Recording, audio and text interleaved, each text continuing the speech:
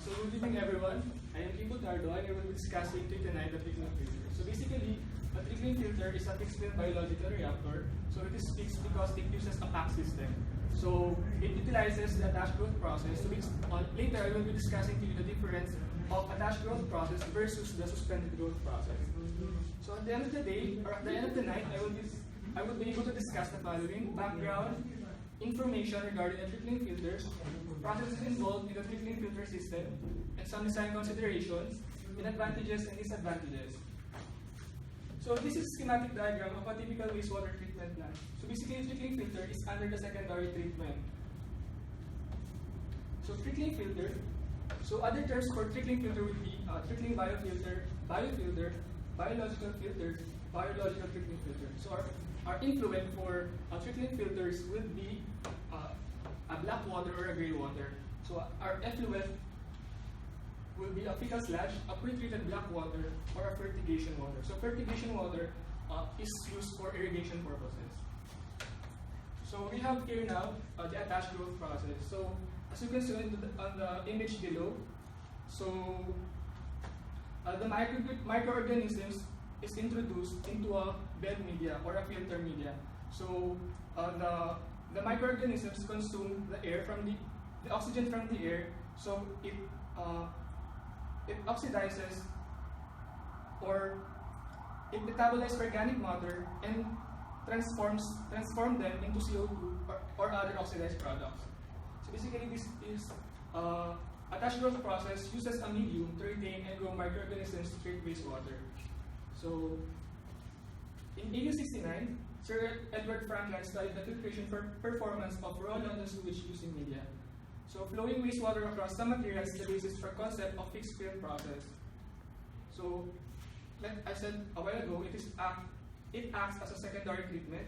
So there is a need that wastewater must be treated first to remove the larger solids. So we actually have two basic designs in attached growth process.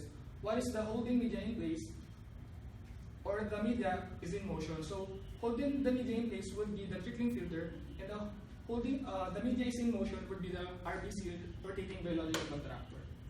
So the main advantage of AGP or attached growth process over ASP or active sludge process or the suspended growth process is lower energy requirements, simple operation, no bulking problems, less maintenance, and better recovery of shock loads. So the major process involved in trickling filter will be wastewater is sprayed on top of the filter and trickles. Those microorganisms attach on the filter media and start to grow to form biofilm. So as the wastewater comes in contact with the aerobic bacteria, oxidation of organic matter occurs.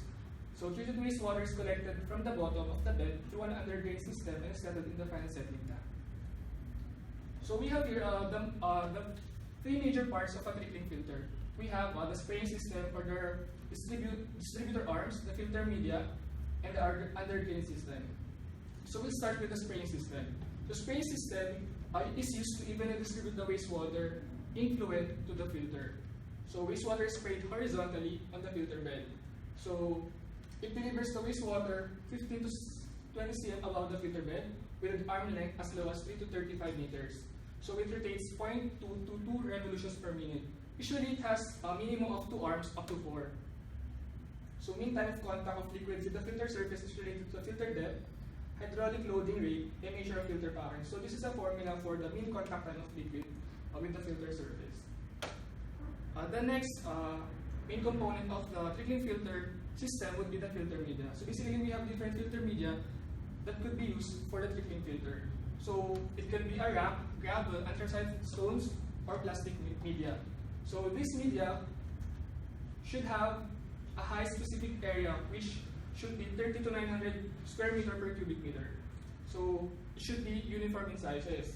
So usually for a deep trickling filter, it should be 1 to 3, usually 1 to 3 meter deep when you use a lighter, a heavier media. But if you use a lighter media, it should be up to 12 meter deep. So both ends of the filter media are ventilated.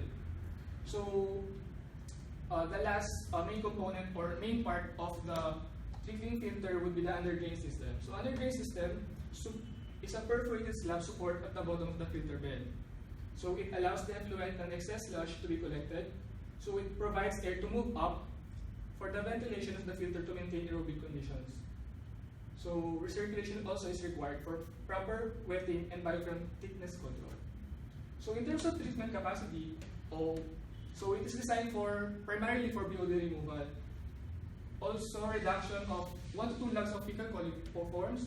So this data is based on the UNEP or US EPA also. So TSS removal is expected to be low. So also for the nitrogen removal around from 2 to 35% according to UNEP also. Phosphorus removal, and also the treatment performance depends on wastewater characteristics, hydraulic and organic loading, medium type, maintenance of optimal dissolved oxygen levels, and recirculation rates. In terms of preparation and maintenance, it is required to have a skilled operator to monitor the filter and repair the pump in case of problems.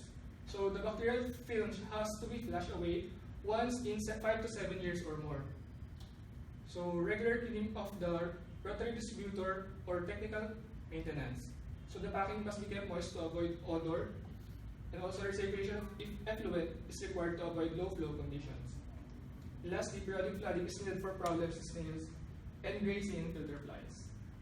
In terms of cost considerations, so I have here for the CAPEX and OPEX, both of them would be around moderate to high depending on type of filter material. So I have here a study, a comparison between different secondary treatment processes. So we have here trickling filtration versus activated sludge versus oxidation ditch. So we have here the effluent wastewater characteristics for the 3 of them. So the results were, on the next slide, cost of constructing unit processes and equipment for the complete mix and oxidation ditch are higher by about 62% and 53% in comparison to trickling filter. So the project costs also of AS plants are more than that of TF plant by around 12 to 13%. So the total O&M or the operation and maintenance of the completely mixed and oxidation ditch AS plants costs more than that of the trickling filter. So the annual O&M labor for the complete mixed AS plants costs about 30% more than that trickling filter and oxidation ditch plants. So the per unit cost of the trickling filter is around 1.06 Saudi. That's the currency is in Saudi Riyal, 1.06 per cubic meter, while the cost for the complete mix and oxidation ditch AS plants are respectively 1.25 and 1.23. So basically, the results were, considering the above costs and findings, it is clear that the trickling filter is the most cost-effective plant in comparison with the 2 secondary treatment plants system. So in terms of applicability, it can only be used following primary clarification. So it requires a continuous supply of power, and wastewater is required. So best suited for urban and rural areas for domestic wastewater. Also, it can be built in almost all environments, but special adaptations for cold climates are required. So we have here advantages and disadvantages of trickling filter.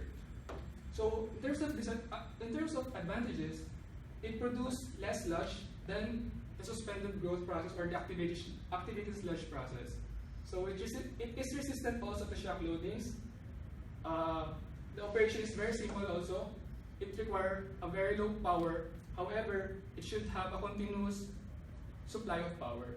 In terms of disadvantages, so it requires additional treatment for the effluent. So relatively high incidence of clogging. It is potential for vector and other problems. So also it requires a constant source of electricity and wastewater flow. So this could be the summary for the whole presentation. So in terms of working principle, so this would be the wastewater trickles vertically down through a porous media. So the biofilm growing in the media removes organic matter under aerobic conditions. So the capacity or adequacy would be semi-centralized to centralized. So performance, this would be the target parameters, POD, low TSS, total coliforms. In terms of cost, medium. Self-health compatibility, low design. O&M, so it requires civil engineer. So reliability, resistant to shock loadings. Main strength will be high treatment efficiency with lower area requirement compared to wetlands or ponds. It's also resistant to shock loading. So main weakness will be pumps and continuous electrical power is required, as well as continuous supply of wastewater. So that will be end of my presentation. Thank you.